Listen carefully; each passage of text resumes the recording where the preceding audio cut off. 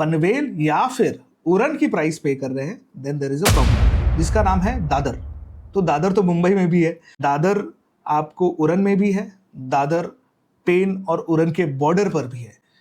तो ये भी आप ध्यान में रखिए कि जिस विलेज में आप ज़मीन ले रहे हैं उसका 7 बार आप ध्यान से देखिए। जब आप रजिस्ट्री करने जाते हैं तो देखिए ध्यान से कि ये वही ज़मीन है, वही सर्वे नंबर है कि नहीं, अदरवाइज आप फंस सकते हैं। बहुत लोगों को जानता हूँ जो फंस चुके हैं। देखिए लैंड में प्राइस कंपैरिजन होता है बट डिविएशन उतना ज़्यादा नहीं होता। अगर कोई ज़मीन 8 लाख में बिक रही है, 6 लाख में बिक रही है, तो उसी लोकेशन पे कोई दूसरी ज़मीन 4 लाख में नहीं बिक सकती। वो जो सेलर है वो क्यों बेचेगा आपको 4 लाख रुपए में? Why would he reduce his price by another 30-40%? नमस्कार दोस्तों, गुड मॉर्निंग। कैसे आप सब? स्वागत है आप सभी का मेरे YouTube चैनल वॉन्डरर पाटिल में। मैं हूं आपका दोस्त अविनाश पाटिल और आज मैं बहुत ही interesting video about third Mumbai KSC township आपके सामने लेकर आया हूं। ये वीडियो बहुत ही कॉम्प्रिहेंसिव रहने वाला है क्योंकि कुछ अच्छे इंडिकेटर्स आए हैं जो इन्वेस्टर्स को जानना बहुत ज़रूरी है। अगर आप कंसिडर कर रहे हैं KSC टाउनशिप में इन्वेस्ट करना और अभी तक नहीं किया है तो ये वीडियो आपको ज़रूर मदद करेगा। इस वीडियो को हम 4 पार्ट में डिवाइड करने वाले हैं। मेरा जो सालों का एक्सपीरियंस है about third Mumbai KSC township, जो FAQs है, उन सभी को हम आंसर करने की कोशिश करेंगे। In the first part we will try to understand कि ये थर्ड मुंबई KSC टाउनशिप है क्या। उसके बाद हम समझेंगे इन द सेकेंड पार्ट कि यहाँ पर डेवलपमेंट क्या क्या हो रहे हैं, क्या हो चुके हैं। In the third part, we will understand what is the due diligence, documentation क्या क्या है, and in the final one, the most critical one is यहाँ पे fraud किस तरीके से होते हैं और आपको क्या क्या सावधानी रखनी चाहिए before you even decide to buy something in third Mumbai. So, without spending too much of time, let's get started. अगर आप मेरे चैनल पर नए हैं तो प्लीज़ इंश्योर आप इस चैनल को सब्सक्राइब करें क्योंकि हम इम्पार्शियल व्यू और बहुत ही डिलीजेंटली काम कर कर आप तक सटीक इन्फॉर्मेशन प्रोवाइड करने की कोशिश करते हैं। तो आइए दोस्तों समझते हैं कि क्या है थर्ड मुंबई, इसकी ज़रूरत क्यों पड़ी। मुंबई शहर आप सभी जानते हैं कि बहुत ही बड़ा शहर है, हमारी आर्थिक राजधानी है, लेकिन इसी के साथ इस शहर के कुछ चैलेंजेस हैं। First of all, it is over crowded. जितना इस एरिया का लैंड मास है उससे कहीं ज़्यादा लोग इस शहर में रहते हैं और इसी वजह से हम देखते हैं यहाँ पर झुग्गी झोपड़पट्टियाँ काफ़ी है। फिर उसके बाद नवी मुंबई की स्थापना हुई 1970 में। थोड़े से चैलेंजेस थे। 70 में स्थापना हुई, वेल प्लान सिटी है, सिडको ने इसे डेवलप किया, बट चैलेंज अगेन वही रहा कि एम्प्लॉयमेंट अपॉर्चुनिटीज़ वहाँ पर क्रिएट नहीं हो पाई and people had to travel. So travelling में लोगों का काफ़ी समय जाता है and it's a waste of manual hours. अभी सरकार ने क्या सोचा कि जब एयरपोर्ट की बात निकली कि उसके करस्पॉन्डिंग लोकेशन में हम डेवलपमेंट करें और थर्ड मुंबई की स्थापना करें। तो थर्ड मुंबई देखिए ब्रॉडली बहुत ही बड़े लैंडमार्क्स को कहा जाता है। नैना हो गया, KSC टाउनशिप हो गया, MSRDC का लैंड पार्सल हो गया, इन सभी को मिलाकर थर्ड मुंबई की बात होती है। और यहाँ पर क्या है कि स्ट्रैटेजिक लोकेशंस काफ़ी अच्छी है। जैसे एयरपोर्ट के सामने अगर आप जाए, आप आगे की तरफ टूवर्ड JNPT ट्रैवल करें तो वहाँ से KSC टाउनशिप की शुरुआत होती है। नैना थोड़े पीछे की तरफ आ जाता है, यानी आप अगर समझिए अगर आप कलम्बोली जंक्शन पे हैं, पनवेल है, पनवेल के आगे towards old Mumbai Pune highway की तरफ जाते हैं, so that is Naina and MSRDC का रीजन। तो ये ब्रॉडली 2 लोकेशंस हैं जहाँ पर ये लोकेटेड है। लेकिन आप अगर इन्वेस्टमेंट के बारे में सोचते हैं ना, तो सबसे पहले मैं आपको बता दूं कि the golden opportunity is near KSC township और विद इन KSC टाउनशिप। इसका मैं रीजन आपको बताता हूँ। देखिए नैना में अगर आप कुछ खरीदने जाते हैं आपको छोटे लैंड पार्सल नहीं मिलते। वहाँ पर जो फार्मर है या फिर जो इन्वेस्टर है वो पूरा का पूरा 20 गुंठा, 1 एकड़, 2 एकड़, 4 एकड़ का लैंड आपको एज इट इज बेचेगा। Whereas in KSC township बहुत सारी ऐसी फर्म्स हैं जो छोटे छोटे लैंड पार्सल्स आपको बेचती है। 16 गुंठे का मिनिमम आपको बेच सकती है। इसके अलावा अगर आप 16 गुंठा नहीं खरीद सकते तो आपको कंबाइन कर कर, आप जैसे 3-4 इन्वेस्टर्स को कंबाइन कर कर वो लैंड की रजिस्ट्री होती है। Is it legal? Yes it is legal and that is why it is being done. इस एरिया का बहुत ही हाई ग्रोथ पोटेंशियल है। अब उसका रीजन समझिए। पहली बात, ये मुंबई से बहुत इजीली कनेक्टेड है थ्रू अटल सेतु। दूसरा, एयरपोर्ट भी बहुत ही नजदीक है। देन JNPT, इसके अलावा रेवस जाने वाली जो जेटी है उसके लिए उस लोकेशन पे अब एक ब्रिज बन रहा है, यानी करंजा से रेवस। इमेजिन कीजिए आप मुंबई से निकलते हैं, अटल सेतु से आते हैं, then you take a right, you go towards Karanja और करंजा से आप रेवस जाते हैं विच इज अलीबाग। आप मेरे अंदाजे से लगभग 1 से 1.5 घंटे के डिस्टेंस पर आप इजीली अलीबाग पहुंच पाएंगे इन फ्यूचर। इसका काम ऑलरेडी शुरू हो चुका है। तो ये एरिया तो बहुत ही हाई ग्रोथ पोटेंशियल का है, लेकिन इसके साथ में there are some really good indicators जो हमें समझने चाहिए। अगर आप इन्वेस्टर हैं तो आपको इन इंडिकेटर्स को पकड़ना चाहिए और फिर सोचना चाहिए कि आपका इन्वेस्टमेंट कहाँ पर आपको करना चाहिए। बहुत सारे लोग मुझे हमेशा बोलते हैं कि ये हाई रिस्क इन्वेस्टमेंट है, हमें डर लग रहा है इन्वेस्टमेंट करने के बारे में। वेल, बिल्कुल आपको डर तो लगना ही चाहिए, क्योंकि जब डर होगा तब आप कॉशियस होगे, और जब आप कॉशियस होगे तब आप ड्यू डिलिजेंस करेंगे। नहीं तो आप बेफिक्री से इस जगह में इन्वेस्ट नहीं कर सकते। बहुत सारे इन्वेस्टर्स के साथ मैंने बात की है, मेरे कंसल्टिंग चलते हैं, लेकिन उसके अलावा मैं उन्हें कभी कभी फेस टू फेस भी मिलता हूँ। ये बहुत रेयर है, जब वो इन्वेस्ट करने का मन बना लेते हैं, that is the only time I meet them, because काफ़ी ट्रैवल करना पड़ता है एक्सटेंसिवली, एक इन्वेस्टर के साथ पूरा दिन इन्वेस्ट करना पड़ता है। एंड दैट इज़ वाई मैं जब फेस टू फेस कंसल्टिंग नहीं करता, it is generally over the internet. लेकिन विद दैट बीइंग सेड, हम फिर से आते हैं कि हमें कौन कौन से इंडिकेटर्स पकड़ने चाहिए। देखिए, मैं आपको कुछ चीज़ें बताने वाला हूं जो यहाँ पर डेवलप हो चुकी है। सबसे पहले Navi Mumbai international airport already बन चुका है, ऑलरेडी ऑपरेशनल है। उसके बाद अटल सेतु, एमटीएचएल एक 22 किलोमीटर लंबा पुल है, ब्रिज है, जो मुंबई को केएससी टाउनशिप से कनेक्ट करता है या फिर थर्ड मुंबई से कनेक्ट करता है। ये बहुत ही अपने देश का सबसे बड़ा ब्रिज है और बहुत सारा पैसा सरकार ने खर्च किया है इस ब्रिज को बनाने। अब वो क्यों किया है, इसको जरा समझिए। मुंबई से लोग अगर इस लोकेशन पे पहुंचे 20 मिनट में, आप 100 की स्पीड पर गाड़ी यहाँ चलाते हैं, आप 20 मिनट 15-18 मिनट में आप पहुंच जाते हैं। जस्ट इमेजिन, मुंबई में जो प्रॉपर्टी के प्राइसेस है, अगर आप वहां से इस लोकेशन पे आए, आपके प्रॉपर्टी के प्राइसेस, होम अफोर्डेबिलिटी काफी बढ़ जाएगी। People will be able to buy good homes. इसके अलावा अभी लेटेस्ट न्यूज आई है कि मल्टी मॉडल कॉरिडोर पे 14,000 करोड़ का बजट सैंक्शन हुआ है। इसके अलावा पागोटे का जो ब्रिज है, पागोटे टू चौक, अगर आपको पता नहीं है, चौक इज मुंबई पुणे हाईवे पे कनेक्ट करने वाली लोकेशन है। सो आप केसी टाउनशिप के यहां से आप चौक को भी बहुत इजीली कनेक्ट कर पाएंगे। तो जो लोग कहते थे ना ये डिस्टेंस है वो डिस्टेंस कैसे जाएंगे, भाई plan is on a different level all together. आपको सिर्फ लोकेशंस आइडेंटिफाई करनी है और आपका एंट्री पॉइंट बहुत जल्दी होना चाहिए, बिकॉज धड़ल्ले से प्रॉपर्टी की प्राइसेस जो है इस लोकेशन में बढ़ती जा रही है। इसके अलावा एडू सिटी के लिए एक अच्छा खासा budget for infrastructure development sanction हो चुका है। इनफैक्ट मैंने इस पर एक अलग से वीडियो भी बनाया था। फिर सावंतवाड़ी कोंकण एक्सप्रेसवे के लिए भी अलग से प्रोविजन किया जा रहा है। रांजनपाड़ा रेलवे स्टेशन जो है वो भी ऑपरेशनल हो चुका है। वैसे ये वही रेलवे स्टेशन है जो आपको नवी मुंबई इंटरनेशनल एयरपोर्ट जाने के लिए एक्सेसिबल है। So this is the railway station. इसके अलावा मुंबई गोवा एक्सप्रेसवे कनेक्शन बनने जा रहा है। आईटी पार्क, डेटा सेंटर्स, ये सारी चीजें इस लोकेशंस में बनने वाली है। लेकिन बहुत सारे लोग आपको मिसलीड करेंगे, कहेंगे कि यहीं पर आईटी पार्क बनने वाला है, यहीं पर डेटा सेंटर बनने वाला है। देखिए, हम एक बेस्ट एस्टिमेट कह सकते हैं, but there is no fixed information. जब वो इंफॉर्मेशन आएगी आपके साथ शेयर की जाएगी। So this is what the growth story tells us. जो गवर्नमेंट का जो कैपिटल एक्सपेंस इन लोकेशंस पे हुआ है, इन प्रोजेक्ट्स पे हुआ है, ये सारे इंडिकेटर्स हैं और हमें इन इंडिकेटर्स को पकड़ना चाहिए और समझना चाहिए कि डेवलपमेंट किस तरीके से हो रहा है। So this was the part 2 of the video. Let's go to the third part और समझते हैं कि हमें कौन कौन से डॉक्यूमेंटेशंस पे ध्यान देना चाहिए when it comes to buying a property. So what are the document जो आपको देखनी चाहिए बिफोर बाइंग अ लैंड। देखिए, बहुत सारे लोगों को बहुत सारे अलग अलग इन्फॉर्मेशन आती है और वो मेरे साथ डिस्कस करते हैं, लेकिन मैं इन चीज़ों को थोड़ा सिंप्लीफाई करता हूँ। सबसे पहले होता है 7/12 यानी 7/12 एक्सट्रैक्ट। ये डॉक्यूमेंट आपको बताता है कि जो ज़मीन की लोकेशन है, कौन से गांव में है, कौन से विलेज में है, कौन से तालुका में है, कौन से डिस्ट्रिक्ट में है।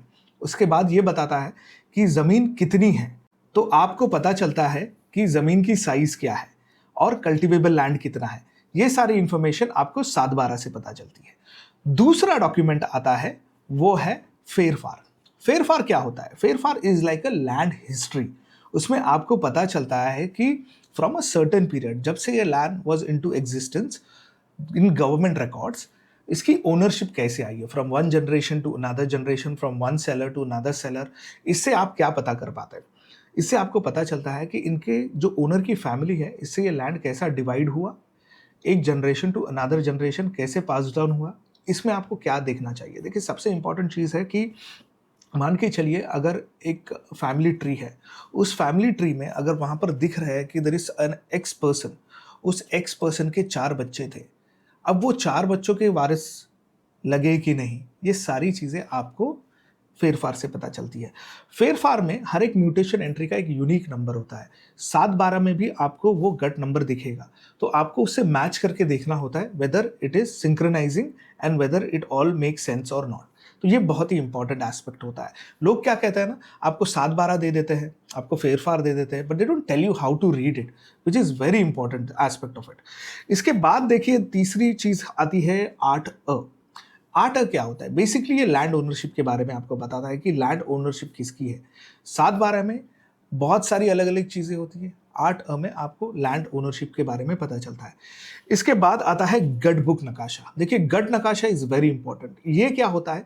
ये बेसिकली मैप होता है of the village and the land. इसमें आपको पता चलता है कि आपके लैंड की बाउंड्री क्या है, टुवर्ड्स द नॉर्थ किसका लैंड है, कौन सी सर्वे नंबर का है, टुवर्ड द साउथ कौन सा है। तो वो आपको आइडेंटिफाई करने में मदद करता है कि एग्जैक्टली वो लैंड जो आपको बताया जा रहा है वही लैंड है कि नहीं। So this is another important document. इसके बाद हम जाते हैं some of the other aspect of sales. जैसे कि अगर आप कोई ज़मीन खरीदने जा रहे हैं तो सबसे पहले आपको क्या करना चाहिए? तो सबसे पहले तो देखिए, आपको उस ज़मीन पे जाकर देखनी चाहिए वो ज़मीन कहाँ पर है एग्जैक्टली। क्योंकि क्या होता है ना, जब बात होती है ज़मीन की and when you go there physically, तो अगर उनके कुछ ऐसे इश्यूज़ है, चैलेंजेस है, वो आपको पता चल जाते हैं जब आप उस विलेज में ट्रैवल करते हो, जाते हो उस ज़मीन पर। क्योंकि अगर उनके कुछ इश्यूज़ हैं तो वो जो किसान है वो खड़ा हो जाएगा और पूछेगा आपको कि आप मेरे ज़मीन पर कैसे आए। तो ये एक इंडिकेटर आपको मिल जाता है। दूसरा सबसे इंपॉर्टेंट एस्पेक्ट है, आप जब खुद वहां पर जाते हैं तो आपको पता चल जाता है कि जमीन की एग्जैक्ट लोकेशन कौन सी है, विलेज कौन सा है। क्योंकि हवे हवे में अगर आप जाकर बात करें कि हाँ मैं लेट्स से विंदन में ज़मीन खरीद रहा हूँ, लेकिन आप खुद कभी विंदन में उस ज़मीन पर गए हैं क्या? क्योंकि आप जब खुद जाएंगे तब आपको पता चलेगा कि ये ही ज़मीन है, otherwise you never get to know. बहुत सारे लोगों को जानता हूँ जिन्होंने ज़मीन खरीदे हैं और उनको पता ही नहीं कि ज़मीन की लोकेशन क्या है। I am actually shocked. मैं बात करता हूँ लोगों को, पूछता हूँ कि कहाँ खरीदा है, एंड दे आर लाइक हाँ हमने 3rd मुंबई में खरीदा है। आपने क्या पेमेंट की है? हमने एक्स अमाउंट किया है। And then I get to know वो ज़मीन उन्होंने पेन में खरीदी है और they paid a premium for that kind of land. मतलब पेन में अगर 1.5 लाख रुपए की ज़मीन बिक रही है, आपने 3, 3.5, 4 लाख रुपए दे दिए पेन की ज़मीन के लिए, ये कोई होशियारी वाली बात नहीं है। आपने वैलिडेशन नहीं किया, आप खुद प्रॉपर्टी खरीदने जा रहे हैं, आपके मेहनत की पूंजी आप डाल रहे हैं, and then you are not even validating it. तो इस चीज़ का ध्यान ज़रूर देखिएगा। इसके अलावा देखिए, टाइटल सर्च है ना, ये बहुत ज़रूरी है टाइटल और सर्च करना। एटलीस्ट 30 साल का तो कीजिए। इससे आपको पता चलता है कि एक लॉयर एंट्री बाय एंट्री ही गोज एंड चेक्स कि ये जो म्यूटेशन एंट्री है whether it is all making sense or not, and वो अपनी जो फाइंडिंग्स है वो आपके साथ शेयर करता है। तो फाइंडिंग्स को भी पढ़ना आना चाहिए आपको। सो थोड़ा वक्त लीजिए, गूगल ट्रांसलेटर यूज़ कीजिए, एआई यूज़ कीजिए, जो भी यूज़ करना है कीजिए, बट एटलीस्ट टाइटल का मतलब ये नहीं है टाइटल और सर्च का कि अगर वकील ने दे दिया इसका मतलब वो सब क्लियर है। वो अपनी फाइंडिंग्स आपके साथ शेयर करता है, उस फाइंडिंग को रीड करने आपको आना चाहिए। एक बहुत ही इंटरेस्टिंग किस्सा आया था जहाँ पर डेलिबरेटली कुछ एंट्रीज छुपाई गई थी। तो हर एक एंट्री, हर एक म्यूटेशन एंट्री जो आपको फेरफार में दिखती है, जो उसका करस्पॉन्डिंग नंबर आपके 7-12 में भी होता है, वो एंट्री आपके सर्च में है कि नहीं और उससे रिलेटेड इन्फॉर्मेशन आप तक आपके वकील ने पहुंचाई कि नहीं, है बहुत इंपॉर्टेंट है। इसलिए हम इंसिस्ट करते हैं कि आप एक लॉयर, अपने लॉयर से ये ड्यू डिलिजेंस कराइए, because that is very important. मैं अगर आपको ज़मीन बेच रहा हूँ तो ऑब्वियसली मेरे लॉयर का बेस्ट इंटरेस्ट मेरे बिजनेस में है, बट आपके लॉयर का बेस्ट इंटरेस्ट आपके इंटरेस्ट को प्रोटेक्ट करने में है। तो ये चीज़ों को ज़रा समझिए। एक थोड़ा एक्सपेंस ज़्यादा हो सकता है, that is fine, instead of losing all your money. तो ये चीज़ को ज़रा ध्यान में रखिएगा। इसके अलावा लैंड सर्वे कराइए, क्योंकि जितनी ज़मीन आपको दिखाई जा रही है एग्जैक्टली वो ज़मीन है कि नहीं, वो कब्जे में है कि नहीं, और कब्जा तो छोड़िए लेकिन गवर्नमेंट के रिकॉर्ड में तो दिख रही है। बहुत बार गवर्नमेंट के रिकॉर्ड्स भी गलत होते हैं, and when they come back and वो फिर से जब सर्वे करते हैं तो आपको पता चलेगा you paid a premium for a land, एक आपने ज़मीन की कीमत बहुत बड़ी दे दी और वो लैंड उतना है ही नहीं। तो ये बहुत लोगों के साथ हम एंटिसिपेट कर रहा हो सकता है जिन लोगों ने सर्वेज नहीं कराए। प्राइवेट सर्वे करा लीजिए, कोई प्रॉब्लम नहीं, ये वही गवर्नमेंट सर्वेयर्स होते हैं जो आते हैं। इट्स जस्ट दैट अभी इस लोकेशन में काम इतना बढ़ चुका है कि गवर्नमेंट सर्वेयर्स आकर टाइमली सर्वे करना थोड़ा मुश्किल है। तो बहुत बार जिस तरीके से ट्रांजैक्शन होता है ना, फार्मर भी सेलर को टाइम नहीं देता उतना, तो इस वजह से कम प्राइवेट सर्वे तो करा लीजिए। सो ये सब होने के बाद लैंड का डिमार्केशन करना कि आपने एक 16 गुंठे का प्लॉट समझ लीजिए खरीद लिया, आपके नाम का बोर्ड, इसके अलावा उसकी बाउंड्री प्रॉपरली सिक्योर करना, ये बहुत ज़रूरी है। और ऐसे बहुत कम प्लेयर्स हैं in the market that actually do that, क्योंकि बारिश एक बार ख़त्म हो गई उसके बाद ये काम शुरू होता है, बरसात में ये काम नहीं हो पाता। तो this is about documentation and the process. इसके बाद हम जो जानने वाले हैं वो सबसे इंटरेस्टिंग चीज़ है, and that is how to prevent fraud, और फ्रॉड किस किस तरीके से होते हैं इस लोकेशन में। तो अगला वाला सेगमेंट आपके लिए बहुत ज़रूरी रहने वाला है अगर आप थर्ड मुंबई में इन्वेस्ट करने के बारे में सोच रहे हैं। सबसे पहला फ्रॉड जो मैंने देखा है पर्सनली, दोस्तों, ये जो महाराष्ट्र में ना बहुत सारे ऐसे विलेजेस हैं जिनके नाम बहुत सिमिलर है, सेम टू सेम है, और Raigad district KC township is no exception to that. यहाँ पर कुछ विलेजेस हैं जिसके नाम, जैसे फॉर एग्जांपल कोपरोली। कोपरोली आपको न्यू पनवेल में भी दिखेगा, यानी पनवेल तालुका में, कोपरोली उरन तालुका में भी है, और कोपरोली पेन तालुका में भी है। तो लोग जब सर्च करते हैं कोपरोली, उन्हें लगता है ओके मुझे शायद उरन में ज़मीन मिल रही है, और पता चलता है कि जो उनको ज़मीन बेची गई वो पेन तालुका में। अगर आपको पता है ऑलरेडी वो पेन तालुका में है और आप पेन की प्राइस पे कर रहे हैं, then it is fine, no problem. लेकिन अगर आप पनवेल या फिर उरन की प्राइस पे कर रहे हैं, then there is a problem because you are overpaying. दूसरी चीज़, एक विलेज है जिसका नाम है दादर। तो दादर तो मुंबई में भी है, बट दादर आपको उरन में भी है, दादर पेन और उरन के बॉर्डर पर भी है। तो ये भी आप ध्यान में रखिए कि जिस विलेज में आप ज़मीन ले रहे हैं उसका 7/12 आप ध्यान से देखिए, क्योंकि कभी कभी क्या होता है, आपको 7/12 दिखाया जाता है कि ये देखिए सर, हम आपको उरन तालुका की ज़मीन दे रहे हैं, लेकिन जब आप रजिस्ट्री करने जाते हैं तब आप ध्यान नहीं देते। जब आप रजिस्ट्री करने जाते हैं तो देखिए ध्यान से कि ये वही ज़मीन है, वही सर्वे नंबर है कि नहीं, अदरवाइज आप फंस सकते हैं। बहुत लोगों को जानता हूँ जो फंस चुके हैं और अब वो पछता रहे हैं। क्यों? क्योंकि जब वो लैंड लेने के बारे में सोच रहे थे, when they were searching for land, price comparison करते गए।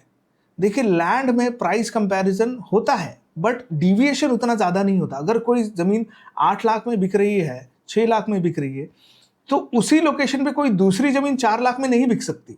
वो जो सेलर है वो क्यों बेचेगा आपको 4 लाख रुपए में? Why would he reduce his price by another 30-40%? Makes no logical sense. अगर मार्केट प्राइस 8 लाख है तो भाई आपको at the most post negotiation 7.5 lakh में मिलनी चाहिए, लेकिन ऐसा नहीं हो रहा है। मैंने बहुत लोगों को देखा है। और एक चीज़, अभी तो नेगोशिएशंस भी बहुत कम हो रहे हैं। पहले नेगोशिएशंस हुआ करते थे, अब लैंड अवेलेबिलिटी इतनी कम हो रही है कि farmer is not ready to reduce his price. और अभी फार्मर पूरा का पूरा लैंड भी नहीं बेच रहे। बहुत लोग मुझे सवाल पूछते थे ना कि ये जब डेवलपमेंट हो रहा है, फार्मर को पता है, तो वो अपनी लैंड क्यों बेच रहे? वेल, जब मैं कॉन्वर्सेशन करता हूँ, मैं कुछ मीटिंग्स में बैठता हूँ, then I got to know कि कोई भी फार्मर पूरा का पूरा लैंड नहीं बेचता है। He is selling only one part of his land. अगर आप पूरा 7/12 भी अगर वो बेच रहा है ना, इसका मतलब उसके पास मल्टीपल 7/12 है अलग अलग लोकेशंस में with in that village.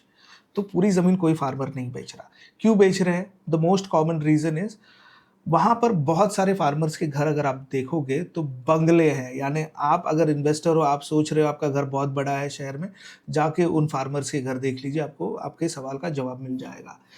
Lavish Holmes, 3-3, 4-4 हज़ार स्क्वायर फीट के घर है उनके, बंगलोज हैं, और इसके अलावा जो अगल बगल में जगह है वो अलग। सो देखिए फार्मर्स जनरली उस रीजन में क्या एक्सपेक्ट करते हैं कि उनकी पूंजी होती है ना, उनका घर होता है, उनका खेत होता है। तो अगर खेत से उन्होंने पूंजी निकाली तो अपने घर में निवेश करेंगे, सो दैट वो उनके फ्यूचर जनरेशन के काम आए। और दैट्स अ थॉट प्रोसेस और इसमें कुछ गलत नहीं लगता मुझे। इसके अलावा देखिए ये दो चीज़ें हो रही है, देन और अगर मैं आपको बता दूं कि आपको एक्चुअल साइट विजिट तो करनी चाहिए।